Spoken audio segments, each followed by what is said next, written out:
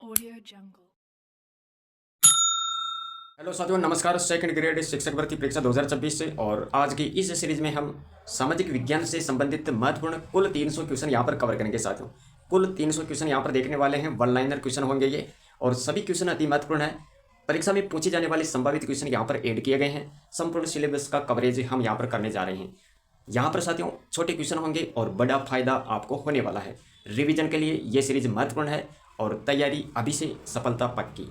महत्वपूर्ण प्रश्नोत्तरी है और यहाँ पर टारगेट रखा गया है लगभग 8 से 10 सवाल यहाँ से बनेंगे ही बनेंगे।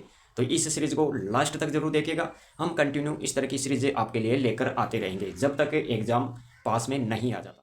300 क्वेश्चन यहाँ पर देखने वाले हैं साथियों, और क्वेश्चन अति महत्वपूर्ण है। यहाँ पर लिखा हुआ है कि second grade SST crash course और 100 वन लाइनर क्वेश्चन सेट 1 में, सेट 1, सेट 2 और सेट 3, इसके माध्यम से हम यहाँ पर 300 क्वेश्चन कवर करेंगे। हिस्ट्री से रिलेटेड 25 क्वेश्चन यहाँ पर देखते हैं। उसके बाद में बारी बारी से अलग अलग सब्जेक्ट पर 25-25 क्वेश्चन यहाँ पर देखने को मिलेंगे। पहला क्वेश्चन देखिएगा, सिंधु सभ्यता का जो समय है वो क्या रहा? तो 2500 से लेकर 1750 बीसी याद रखें। ये अति महत्वपूर्ण क्वेश्चन है साथियों। हड़प्पा किस नदी के किनारे स्थित है? हड़प्पा, तो हड़प्पा रावी नदी के किनारे हैं। यहाँ से क्वेश्चन पूछा जा सकता है कि हड़प्पा किस नदी से रिलेटेड है, कौन सी नदी पर स्थित है? तो यहाँ पर आपको बताना है रावी नदी।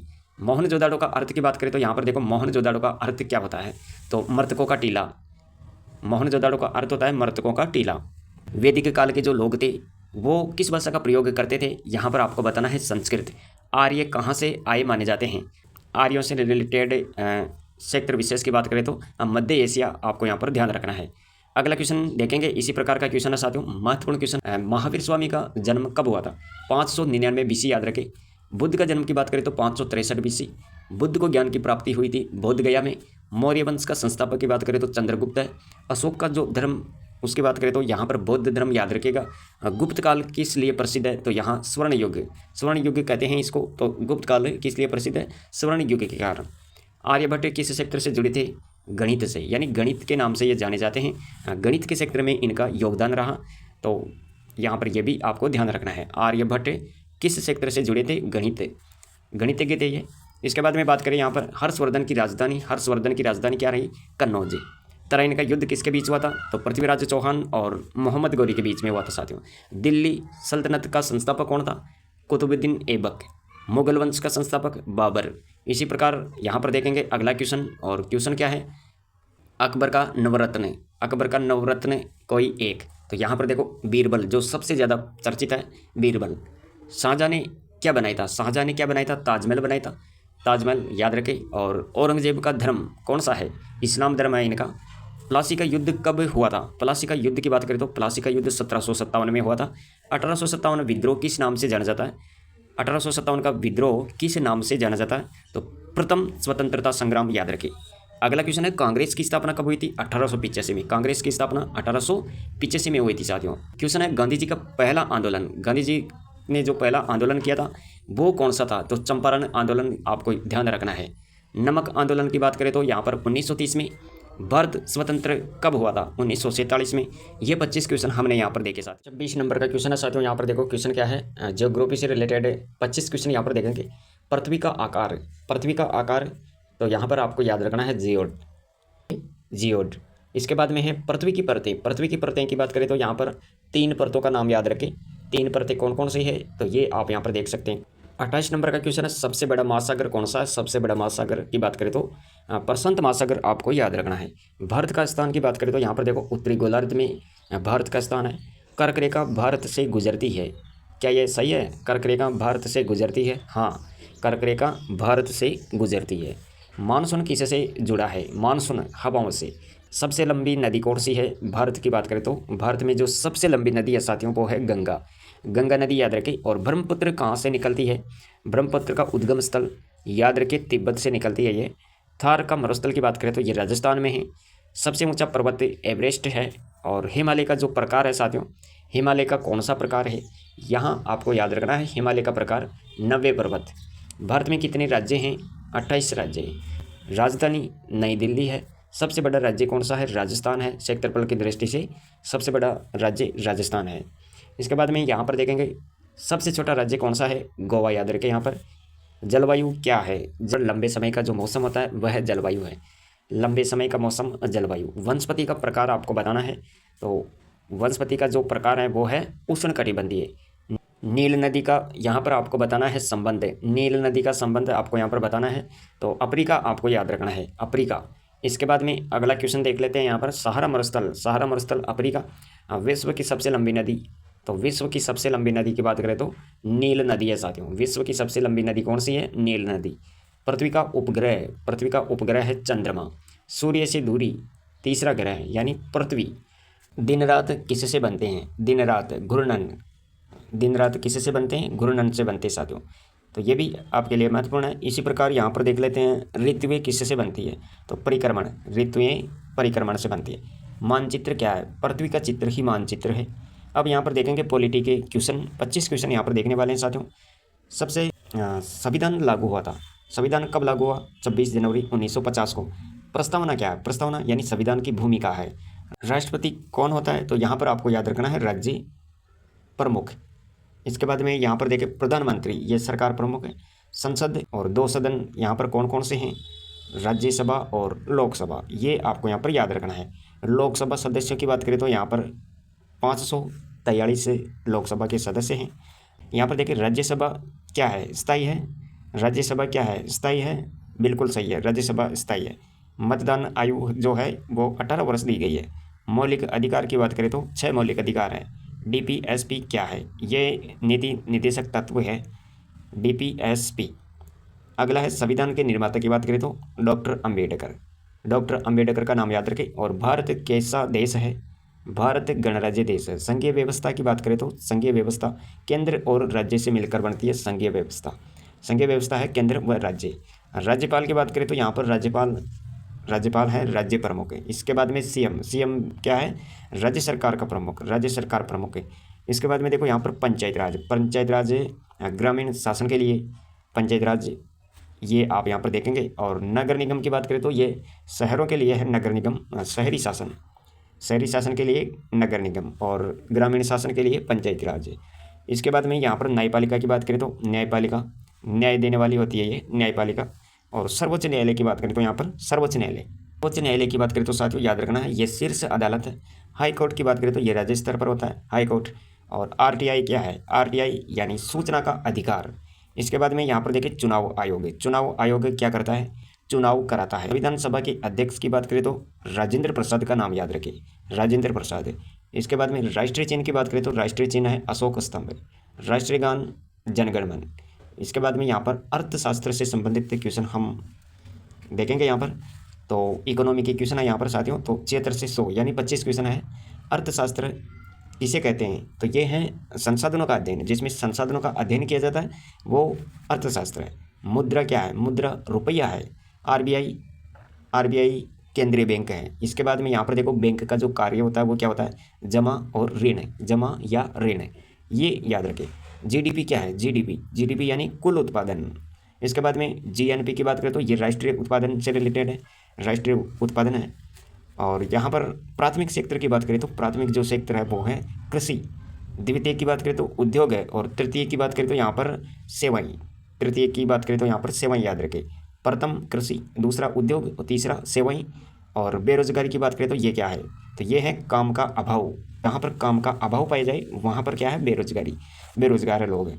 गरीबी की बात करें तो जहाँ पर संसाधनों की कमी है वहाँ पर है गरीबी। बजट, बजट की बात करें तो यहाँ पर बजट के बारे में याद रखना है, जहाँ पर आय व्यय का संबंध पाया जाए वह बजट है साथियों। बजट, आय व्यय की चर्चा हो वही बजट है। कर यानी टैक्स। इसके बाद यहाँ पर देखेंगे टैक्स यानी सरकार आय, सरकार टैक्स लेती है तो ये कर है साथियों, टैक्स। जीएसटी की बात करें तो ये वस्तु की सेवा पर दिया जाने वाला कर है, जीएसटी। इसके बाद में महंगाई की बात करें तो महंगाई, महंगाई यानी कीमत वृद्धि। महंगाई क्या है? कीमत वृद्धि। निर्यात की बात करें तो ये क्या है? निर्यात किसे कहते हैं? तो निर्यात है बेचना, बेचना के लिए, बेचना के लिए प्रयोग होता है ये शब्द, यानी बाहर बेचना, ये निर्यात है।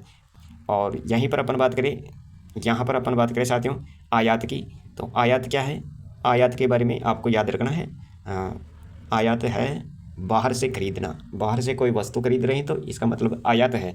और यहाँ से किसी बाहर की कंट्री में बेच रहे हो या फिर बाहर बेच रहे हो तो वो क्या है? निर्यात है साथियों। बाहर बेचना निर्यात है और बाहर से खरीदना आयात है। योजना की बात करें तो यहाँ पर योजना आयोग है, तो योजना आयोग अब ये क्या हो गया, नीति आयोग हो गया साथियों। योजना आयोग का नाम अब नीति आयोग है। नीति आयोग यहाँ पर नीति संस्था कह सकते हैं इसे। डिजिटल पेमेंट की बात करें तो ऑनलाइन का जो लेन देन होता है, ऑनलाइन लेन देन, वही क्या है, डिजिटल पेमेंट है साथियों। बैंक खाता क्या है, धन सुरक्षित रहता है। जहाँ पर बैंक खाता धन सुरक्षित रहता है वही क्या है, बैंक खाता है। बचत की बात करें तो यहाँ पर फ्यूचर यूज है, यानी भविष्य में जिसका यूज किया जा सके उसके लिए अगर कोई सेविंग की जाती है, बचत की जाती है, वही बचत है फ्यूचर यूज के लिए। निवेश यहाँ पर निवेश की बात करें तो यहाँ पर है पैसा बढ़ाना। बीमा यानी जोखिम सुरक्षा से रिलेटेड है ये। आर्थिक विकास क्या, आर्थिक विकास है यानी आय वृद्धि के लिए, आर्थिक विकास है आय वृद्धि। इसके बाद में यहाँ पर देखेंगे ये 100 क्वेश्चन कवर हो गए साथियों पेपर सेट 1 के। अब यहाँ पर 101 से 200 क्वेश्चन यहाँ पर देखने वाले हैं। हिस्ट्री से रिलेटेड क्वेश्चन देखो। यहाँ पर वेद कितने हैं, वेद 4 वेद होते हैं। ऋग्वेद होता है, यजुर्वेद होता है, सामवेद और अथर्ववेद होता है। ऋग्वेद में अगर मंडलों की बात करें तो 10 मंडल होते हैं। सबसे प्राचीन ग्रंथ जो है वो कौन सा है, तो यहाँ पर आपको याद रखना है ऋग्वेद सबसे प्राचीन ग्रंथ माना जाता है। और यहीं पर अपन बात करें जैन धर्म के 24वें तीर्थंकर महावीर स्वामी है और अंतिम तीर्थंकर भी यही है। बौद्ध धर्म का जो पवित्र ग्रंथ है साथियों वो है त्रिपिटक 3 भागों में विभाजित है ये आपको यहाँ पर ध्यान रखना है। अगला है सिकंदर ने भारत पर कब आक्रमण किया, सिकंदर ने तो 326 BC याद रखें। सिकंदर ने भारत पर 326 BC में आक्रमण किया, पंजाब तक आया था ये आप यहाँ पर ध्यान रखें। अगला क्वेश्चन यहाँ पर देखने वाले हैं, अशोक का शिलालेख किस लिपि में है। अगला क्वेश्चन है अशोक का शिलालेख कौन सी लिपि में लिखा गया है, ब्राह्मी लिपि याद रखें। जनता तक संदेश पहुँचाने हेतु अशोक का शिलालेख जाना जाता है, ये आप यहाँ पर ध्यान रखें। गुप्त वंश का जो संस्थापक है साथियों वो है श्रीगुप्त। नालंदा विश्वविद्यालय कहाँ पर स्थित था, बिहार में था ये। विक्रमादित्य कौन थे, चंद्रगुप्त द्वितीय। अलबरूनी किसके साथ भारत आया था, तो महमूद गजनवी के साथ ये भारत आया था साथियों। अलबरूनी किसके साथ आया, महमूद गजनवी के साथ। इल्तुतमिश का संबंध किससे है, गुलाम वंश का है ये इल्तुतमिश। रजिया सुल्तान कौन थी, रजिया सुल्तान की बात करें तो ये पहली महिला शासक थी साथियों, पहली महिला शासक रजिया सुल्तान। खिलजी वंश का जो प्रमुख शासक था वो अलाउद्दीन खिलजी याद रखें। खिलजी वंश का प्रमुख शासक है अलाउद्दीन खिलजी। इसके बाद में अगला क्वेश्चन है तुगलक वंश का शासक है मोहम्मद बिन तुगलक याद रखें। और बाबर की आत्मकथा क्या थी, बाबर की आत्मकथा थी बाबरनामा। अकबर का धार्मिक नीति, अकबर की जो धार्मिक नीति वो दीन ए इलाही याद रखें, दीन ए इलाही। औरंगजेब के बाद मुगल साम्राज्य क्या हो गया था, कमज़ोर पड़ गया था साथियों। औरंगजेब के बाद मुगल साम्राज्य कमज़ोर पड़ गया। मराठा साम्राज्य का जो संस्थापक था वो था शिवाजी का राज्याभिषेक 1674 में हुआ था। क्वेश्चन को ध्यान से देखिएगा। 1857 का विद्रोह का नेता कौन था दिल्ली में, तो यहाँ पर आपको बहादुर शाह जफर का नाम याद रखना है। स्वदेशी आंदोलन कब हुआ था, 1905 में स्वदेशी आंदोलन चला। असहयोग आंदोलन कब हुआ, 1920 में असहयोग आंदोलन चला। यहाँ पर बात करें सविनय अवज्ञा आंदोलन की तो ये 1930 में हुआ था। भारत छोड़ो आंदोलन ये यहाँ पर आपको याद रखना है 1942। भारत छोड़ो आंदोलन 1942 और सविनय अवज्ञा आंदोलन 1930, असहयोग आंदोलन 1920 और स्वदेशी आंदोलन 1905। अगला है यहाँ पर संविधान सभा का गठन कब किया गया, 1946 में किया गया। ज्योग्राफी के 25 क्वेश्चन यहाँ पर देखेंगे। पृथ्वी की सबसे बाहरी परत कौन सी है, पृथ्वी की सबसे बाहरी परत है तो यहाँ पर याद रखना क्रस्ट, मेंटल या मेंटली कह सकते हैं आप इसे, लगभग 2900 किलोमीटर है। इसके बाद में कोर किससे बना है, कोर लोहा निकल से बना है। अक्षांश क्या है, अक्षांश है समांतर रेखाएं। देशांतर रेखाओं की बात करें तो लंबवत रेखाएं जो होती है वो है देशांतर रेखाएं, समांतर रेखाएं जो होती है समानांतर रेखाएं वो अक्षांश है। और लंबवत रेखाओं की बात करें तो वो देशांतर है। देशांतर रेखाएं कौन सी है, लंबवत रेखाएं। अगला क्वेश्चन यहाँ पर देखेंगे, प्राइम मेरिडियन कहाँ स्थित है, तो ये है ग्रीनविच में, ग्रीनविच। भारत का स्टैंडर्ड टाइम की बात करें तो 82.5 डिग्री ई याद रखें। मानसून का प्रकार है दक्षिण पश्चिम। चेरापूंजी किसके लिए प्रसिद्ध है, अधिक वर्षा के कारण चेरापूंजी प्रसिद्ध है।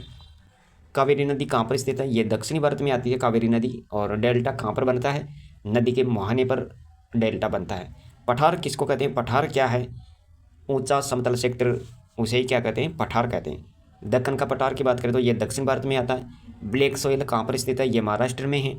रेड सोयल कहाँ पर है, ये तमिलनाडु में है। यहाँ पर देखो महत्वपूर्ण क्वेश्चन है, गंगा का उद्गम क्या कहलाता है, गंगोत्री। यमुना का उद्गम यमुनोत्री। अगला है क्वेश्चन है साथियों, सनडरबेंस कहाँ पर स्थित है, पश्चिम बंगाल। भारत का सबसे बड़ा डेल्टा गंगा ब्रह्मपुत्र। और यहीं पर अपन बात करें साइक्लोन क्या है, तो ये चक्रवात है। साइक्लोन चक्रवात है साथियों। इसके बाद में टीसुनामी। टीसुनामी का संबंध भूकंप है। भूकंप का जो माप किया जाता है वो रिक्टर स्केल से होता है। ये वॉल्केनो। वॉल्केनो क्या है, वॉल्केनो के बारे में याद रखें, ज्वालामुखी है। सबसे ठंडा महाद्वीप कौन सा है, अंटार्कटिका है। सबसे ठंडा महाद्वीप अंटार्कटिका। और सबसे गर्म महाद्वीप की बात करें तो सबसे गर्म महाद्वीप है अफ्रीका। अगला क्वेश्चन यहाँ पर देखेंगे, क्वेश्चन है, क्वेश्चन को ध्यान से देखिएगा। यहाँ पर पॉलिटी से रिलेटेड क्वेश्चन यहाँ पर देखेंगे। भारतीय संविधान में कुल अनुच्छेद है तो 470 प्लस से यहाँ पर अनुच्छेद दिए जाते हैं, दिए गए हैं। समय समय पर इनमें संशोधन भी होता रहता है, ये भी आपको ध्यान रखना है। अनुसूचियाँ कितनी है, अनुसूचियों की बात करें तो 12 अनुसूचियाँ याद रखें। यहाँ पर राष्ट्रपति का कार्यकाल 5 वर्ष का होता है। प्रधानमंत्री की नियुक्ति राष्ट्रपति के द्वारा। राज्यसभा सदस्य कार्यकाल, राज्यसभा का जो सदस्य होता है उसका कार्यकाल 6 वर्ष का होता है, 6 वर्ष। और यहीं पर लोकसभा का कार्यकाल की बात करें तो लोकसभा का कार्यकाल 5 वर्ष का होता है। और वित्त विधेयक कहाँ पेश होता है, लोकसभा में। धन विधेयक कौन पास करता है, तो ये लोकसभा ही पास करता है, ये आपको यहाँ पर याद रखना है। वित्त विधेयक कहाँ पेश होता है, लोकसभा में। धन विधेयक कौन पास करता है, लोकसभा। न्यायपालिका स्वतंत्र है, बिल्कुल। यहाँ पर न्यायपालिका क्या है, स्वतंत्र है। सुप्रीम कोर्ट कहाँ, तो सुप्रीम कोर्ट है नई दिल्ली। PIL क्या है, PIL की बात करें तो ये जनहित याचिका है, PIL। इसके बाद में मौलिक कर्तव्य कितने हैं, 11 मौलिक कर्तव्य। नागरिकता किसे मिलती है, नागरिकता कैसे मिलती है, तो ये जन्म, वंश या पंजीकरण के आधार पर। संविधान संशोधन कौन करता है, संविधान संशोधन यहाँ पर आपको याद रखना है, संसद है। इसके बाद में इमरजेंसी कितने प्रकार की होती है, इमरजेंसी कितने प्रकार की होती है, तो ये 3 प्रकार की होती है साथियों।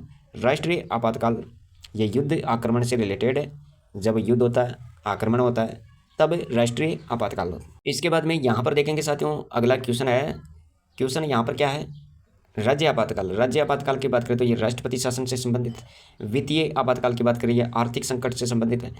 पंचायत चुनाव कौन कराता है, पंचायत चुनाव राज्य चुनाव आयोग के द्वारा होता है। और UPSC क्या है, भर्ती आयोग है ये, UPSC। CAG क्या है, CAG लेखा परीक्षक का है। और यहाँ पर बात करें अटॉर्नी जनरल, तो ये सरकार का वकील है। इसके बाद में स्पीकर कौन है, स्पीकर कौन है, तो ये लोकसभा का अध्यक्ष होता है, लोकसभा का अध्यक्ष स्पीकर। इसके बाद में वाइस प्रेसिडेंट की बात करें तो ये राज्यसभा का अध्यक्ष होता है। और लोकतंत्र क्या है, लोकतंत्र की बात करें तो यहाँ पर जनता का शासन, लोकतंत्र। इकोनॉमी के क्वेश्चन यहाँ पर देख सकते हैं आप। मिक्स्ड इकोनॉमी क्या है, तो यहाँ पर जिसमें पब्लिक और प्लस प्राइवेट दोनों की इकोनॉमी जो होती है वो मिक्स्ड इकोनॉमी है साथियों। इसके बाद में यहाँ पर देखो, प्लानिंग किसने शुरू किया, प्लानिंग किसने शुरू किया, स्वतंत्र भारत ने। अगला क्वेश्चन है साथियों, 5 ईयर प्लान, ये 1951 याद रखें इसके लिए। 5 ईयर प्लान ये 1951 में। और लाइब्रेलाइजेशन की बात करें तो ये 1991। और यहीं पर अपन बात करें प्राइवेटाइजेशन क्या है, ये निजीकरण है। और यहाँ पर एक और देख सकते हैं आप, ग्लोबलाइजेशन, ग्लोबलाइजेशन, तो यहाँ पर आपको याद रखना है ग्लोबलाइजेशन ये क्या है, विश्व व्यापार, विश्व व्यापार। अगला क्वेश्चन यहाँ पर देखेंगे, क्वेश्चन है डिमांड। डिमांड क्या है, तो ये क्या है, मांग। अगला क्वेश्चन यहाँ पर देखेंगे, सप्लाई। सप्लाई क्या है, आपूर्ति है। मार्केट यानी खरीद बिक्री का स्थान है, मार्केट है। यहीं पर बात करें इन्फ्लेशन, ये महंगाई है। और डिफ्लेशन की बात करें तो यहाँ पर ये कीमत गिरना है। और यहीं पर पॉवर्टी लाइन की बात करें तो ये गरीबी सीमा है। ह्यूमन कैपिटल, ह्यूमन कैपिटल की बात करें तो ह्यूमन कैपिटल यानी मानव संसाधन। और सेंसस क्या है, जनगणना, जनगणना। इसके बाद में पर कैपिटा इनकम यानी प्रति व्यक्ति आय। और यहीं पर देख सकते हैं नेशनल इनकम, कुल आय, राष्ट्रीय आय। क्रेडिट क्या है, क्रेडिट यानी उधार। इसके बाद में SHG क्या है, यानी स्वयं सहायता समूह। यहाँ पर देख सकते हैं आप माइक्रो फाइनेंस, माइक्रो फाइनेंस, तो ये छोटा ऋण है। इसके बाद में यहाँ पर देखो ग्रीन रिवोल्यूशन, ये कृषि वृद्धि है। वाइट रिवोल्यूशन ये दूध उत्पादन है। ब्लू रिवोल्यूशन की बात करें तो ये मत्स्य पालन। और डिजिटल इंडिया ये डिजिटल विकास। इसके बाद में देखो स्टार्टअप इंडिया यानी नए व्यवसाय। अगला क्वेश्चन यहाँ पर देखो, स्किल इंडिया यानी कौशल विकास। अब यहाँ पर देखेंगे पेपर सेट 3, जिसमें 201 से लेकर 300 तक के क्वेश्चन यहाँ पर देखने वाले हैं। कर्क रेखा भारत के कितने राज्यों से गुजरती है? अति महत्वपूर्ण क्वेश्चन है। तो 8 राज्य याद रखें, और कौन कौन से हैं? गुजरात है, राजस्थान है, मध्य प्रदेश है, छत्तीसगढ़, झारखंड है, पश्चिम बंगाल, त्रिपुरा, मिजोरम। अगला क्वेश्चन है, भारत का सबसे बड़ा मरुस्थल कौन सा है? थार का मरुस्थल। यह मुख्यतः राजस्थान में स्थित है। और विश्व की सबसे लंबी नदी की बात करें तो नील नदी यह अफ्रीका में बहती है। और विश्व का सबसे ऊंचा जलप्रपात कौन सा है? Angel folk. ये वेनेजुएला में है। ये कहाँ पर है? वेनेजुएला में है साथियों, ये आपको यहाँ पर याद रखना है। विश्व का सबसे बड़ा डेल्टा कौन सा है? तो सुंदरबन डेल्टा याद रखें, गंगा ब्रह्मपुत्र द्वारा निर्मित है। यानी सुंदरबन डेल्टा जो है ये गंगा ब्रह्मपुत्र द्वारा निर्मित है। बिहार का शोक किस नदी को कहा जाता है? जहाँ पर बार बार बाढ़ आती है, जिसके कारण इसे बिहार का शोक कहते हैं, वह कौन सी नदी है? वह है कोसी नदी। भारत का सबसे बड़ा पठार कौन सा है? दक्कन का पठार याद रखें। दक्षिण भारत का सबसे बड़ा भाग कवर करता है ये। दक्षिण भारत का सबसे बड़ा भाग कवर करने वाला जो पठार है वो है दक्कन का पठार। विश्व का सबसे ऊंचा पठार कौन सा है? तिब्बती पठार है। और ये तिब्बती पठार जो है इसे विश्व की छत कहा जाता है। कपास के लिए सबसे उपयुक्त मिट्टी कौन सी है? काली मिट्टी। इसे रेगुर मिट्टी के नाम से भी जाना जाता है। काली मिट्टी को रेगुर मिट्टी भी कहते हैं, और ये कपास के लिए उपयुक्त मानी जाती है। और यहीं पर अपन बात करें विश्व का सबसे ऊंचा पठार, वो तिब्बती पठार है, जिसे विश्व की छत के नाम से भी जाना जाता है। अगला क्वेश्चन यहाँ पर देखेंगे साथियों। क्वेश्चन है, मरुस्थल में कौन सी मिट्टी पाई जाती है? मरुस्थल में जो मिट्टी पाई जाती है वो बलुई मिट्टी याद रखें। बलुई मिट्टी ये कम उपजाऊ होती है। भारत में सबसे लंबा समुद्री तट किस राज्य का है? गुजरात का। भारत में सबसे लंबा समुद्री तट किस राज्य में है? तो वह है गुजरात में। भारत की सबसे लंबी तटरेखा कहाँ पर है? गुजरात में। इसके बाद में यहाँ पर देखो, सबसे बड़ा महासागर कौन सा है? प्रशांत महासागर। क्षेत्रफल में ये सबसे बड़ा माना जाता है, याद रखें। यहाँ पर सबसे गहरा महासागर कौन सा है? सबसे गहरा महासागर भी प्रशांत महासागर है। इसमें मारियाना गर्त है, ये आपको यहाँ पर ध्यान रखना है। क्वेश्चन क्या है? क्वेश्चन को ध्यान से देखिएगा। भारत और श्रीलंका के बीच कौन सा जलडमरू मध्य स्थित है? वो है पाक जलडमरू मध्य, और ये संकीर्ण जल क्षेत्र माना जाता है। भारत की सबसे बड़ी झील कौन सी है? वुलर झील। जम्मू कश्मीर में स्थित है ये वुलर झील। इसके बाद में भारत की सबसे बड़ी खारे पानी की झील कौन सी है? भारत की सबसे बड़ी खारे पानी की झील की बात करें तो वो है चिल्का झील, ओडिशा में स्थित है ये। और अगला क्वेश्चन देखेंगे, दिल्ली में कौन सी नदी बहती है? वह नदी है यमुना। और यहाँ पर देख सकते हैं कि ये गंगा की प्रमुख सहायक नदी है। क्षेत्रफल के अनुसार सबसे छोटा राज्य कौन सा है? गोवा। भारत का सबसे छोटा राज्य गोवा है। इसके बाद में सबसे अधिक जनसंख्या वाला राज्य कौन सा है? तो वह है उत्तर प्रदेश। यानी सबसे अधिक जनसंख्या वाला जो राज्य है भारत का वो उत्तर प्रदेश माना जाता है। लेकिन क्षेत्रफल की दृष्टि से आपको याद रखना है, क्षेत्रफल की दृष्टि से सबसे बड़ा राज्य कौन सा है? राजस्थान। सबसे अधिक जनसंख्या उत्तर प्रदेश में पाई जाती है। भारत का सबसे दक्षिणी बिंदु कौन सा है? तो भारत का जो सबसे दक्षिणी बिंदु है वो इंदिरा पॉइंट याद रखें, अंडमान निकोबार में स्थित है ये। भारत में वर्षा लाने वाली प्रमुख हवाएं कौन सी है?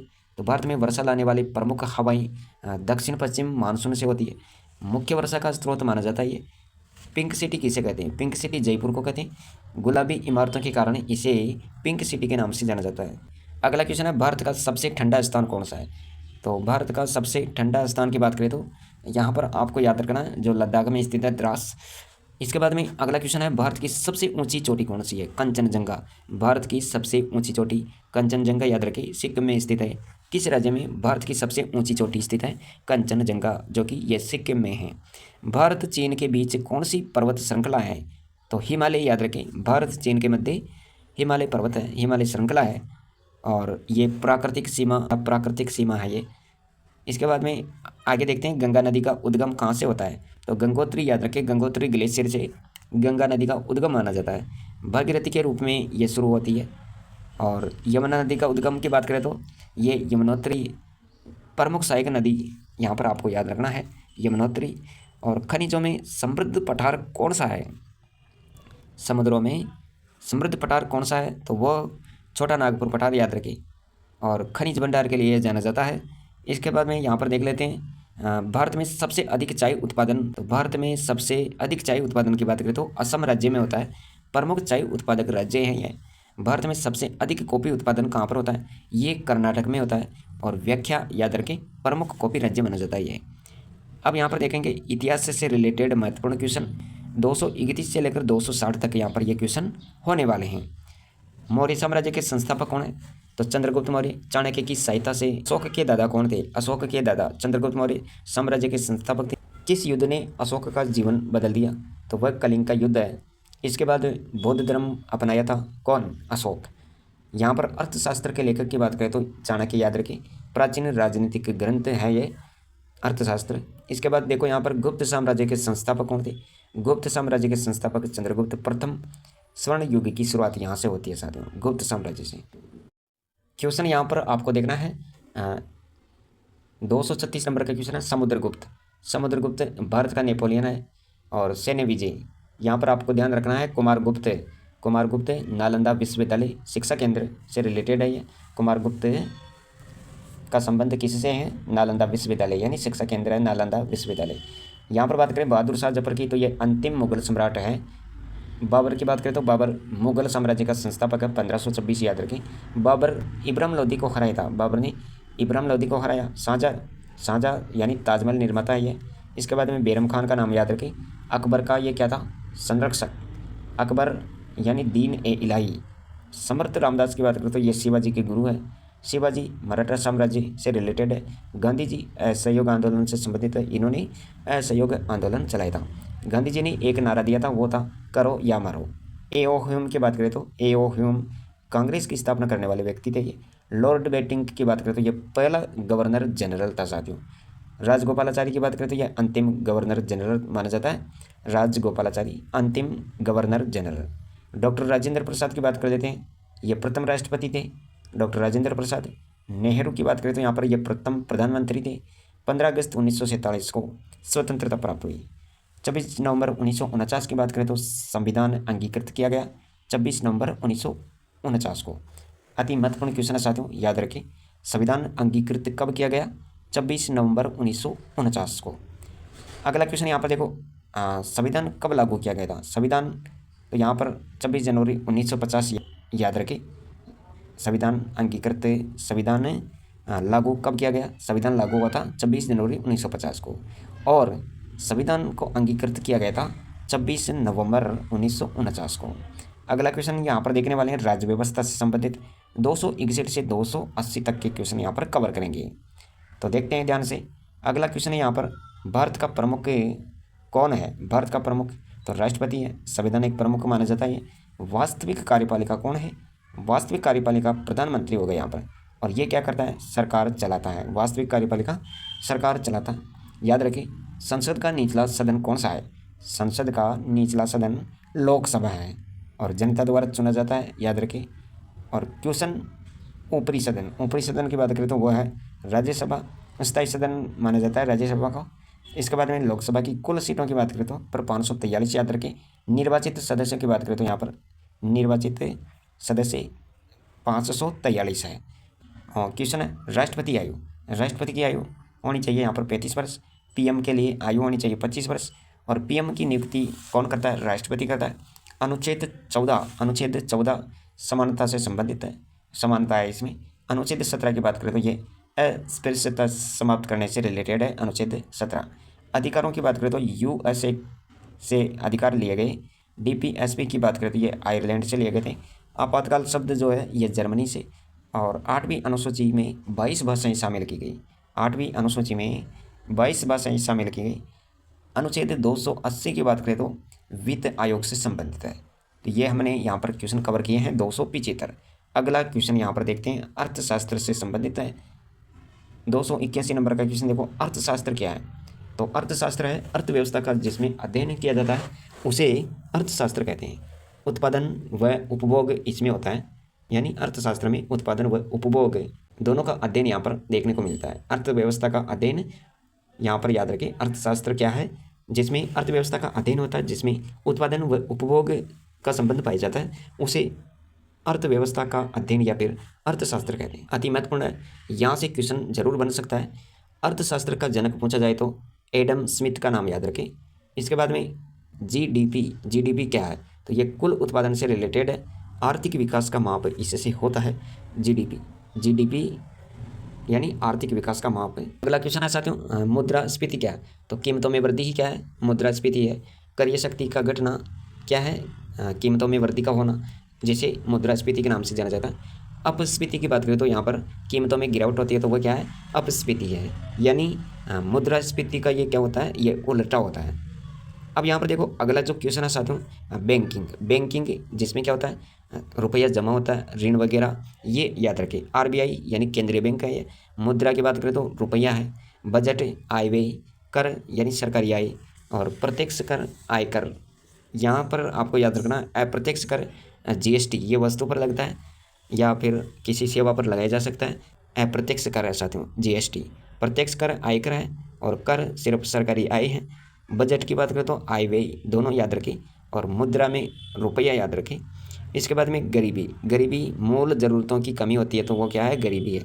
बेरोजगारी यानी काम का अभाव पाया जाता है, काम नहीं चल रहा, काम नहीं मिलता है, तो वही क्या है? बेरोजगारी है। कृषि। कृषि की बात करें तो खेती। उद्योग। उद्योग की बात करें तो निर्माण। इसके बाद में सेवा सेक्टर। सेवा सेक्टर में सेवाएं आती है। आयात यानी बाहर से खरीदना। निर्यात बाहर बेचना। इसके बाद में है व्यापार संतुलन यानी निर्यात आयात अंतर। तो ये 300 क्वेश्चन हमने यहाँ पर कवर किए साथियों। तो ये थे महत्वपूर्ण क्वेश्चन। अगर ये सीरीज आपको पसंद आई है तो वीडियो को लाइक ज़रूर करें, और चैनल पर पहली बार देख रहे हो तो साथियों चैनल को सब्सक्राइब करें। कोई भी आपका सवाल हो कमेंट में ज़रूर लिखें। तो मिलेंगे अगली वीडियो में। आज के लिए इतना ही। Thanks for watching.